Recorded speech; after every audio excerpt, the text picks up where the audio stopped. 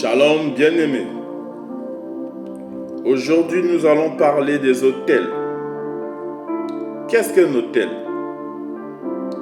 Le Saint-Esprit m'a parlé de la réalité de l'existence de la puissance d'un autel. Il existe 3 types d'autels. 1. Autel matériel. Monument, statue. 2. Autel vivant.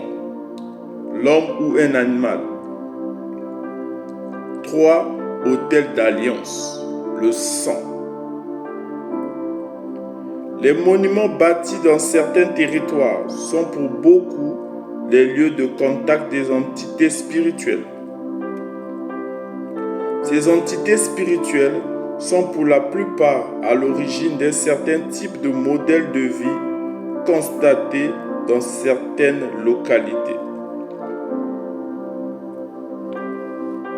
Ne nous trompons guère, le caractère jovial de ces monuments qui contribuent à la beauté de nos villes, en vérité, ce sont des autels, de lieux d'invocation des esprits qui contrôlent certains territoires.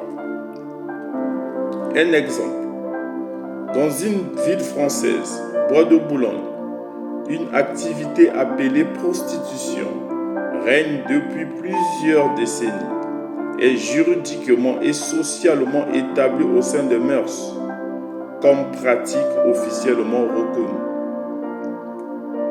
Mais en réalité, cette activité est le résultat de l'influence d'une entité impure alimentée par un autel pour attirer plusieurs à adorer cette entité impure chaque fois qu'il y a une relation sexuelle illicite. La légalisation de cette pratique dans la localité de Bois de Boulogne est bel et bien le résultat d'un esprit impur alimenté par un autel. Chaque fois une entité démoniaque est alimentée par un autel dans un territoire, nous constatons la population de la localité est dominée par le caractère de l'entité qui règne sur la ville. Soit du banditisme, la pauvreté, les addictions, drogues et la précarité. C'est en un mot le résultat de l'existence d'un autel.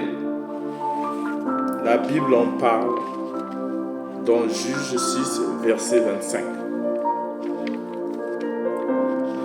L'autel de Dieu au temps jadis, c'était l'arche de Dieu, que les Israélites transportaient de lieu en lieu pour faire valoir la volonté de Dieu partout où ils allaient. La Bible en parle dans 1 Chronique 13, verset 14. L'être humain peut être considéré comme un autel, car tout autel fonctionne de la même façon.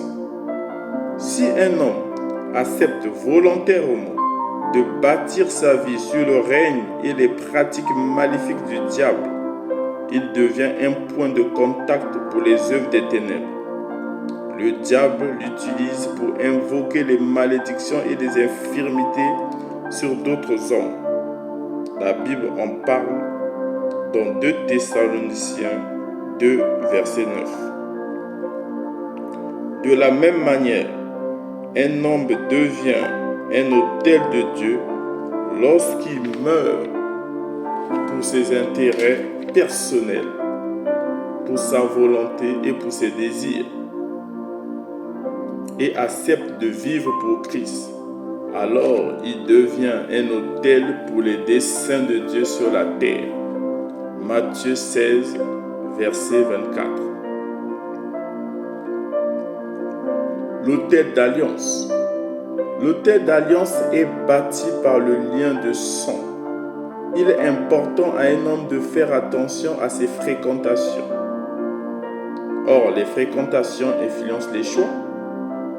Les choix influencent les croyances. Les croyances influencent les associations. Les associations concluent les alliances. Les alliances influencent le sang. Et l'âme, le centre des sentiments et des émotions, se trouve dans le sang. Le sang détient les informations de ta vie. Les informations de ton sang est la résultante des alliances faites par tes aïeux depuis plusieurs générations.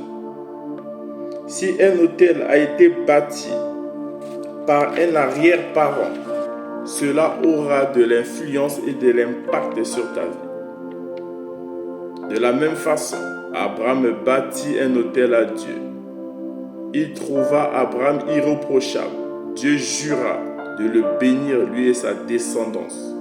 Genèse 22, 15 à 18. Le roi de Moab, pour sortir de l'étau contre l'armée d'Israël, il prit alors son premier fils. Il l'offrit en sacrifice pour alimenter l'autel des idoles. En conclusion, de tous les deux cas, celui qui pratique la magie, la sorcellerie, l'occultisme, ce sont les agents du diable, des points de fixation des œuvres des ténèbres sur la terre, appelés autel des ténèbres. Et celui qui accepte d'être un sacrifice vivant, une piste d'atterrissage des œuvres de Dieu sur la terre, sans titre ou une nomination ecclésiastique, est un autel de Dieu. Ni plus ni moins, l'autel de Dieu parle plus fort que l'autel de démons. Dieu est incomparable. Il est le Tout-Puissant. Nous avions le pouvoir de renverser le Dieu de Baal, car nous avons reçu l'autel le plus puissant, le plus grand, le plus fort, celui de Jésus-Christ. Demeurez bénis. C'était votre humble serviteur, adorateur, Marco Parole.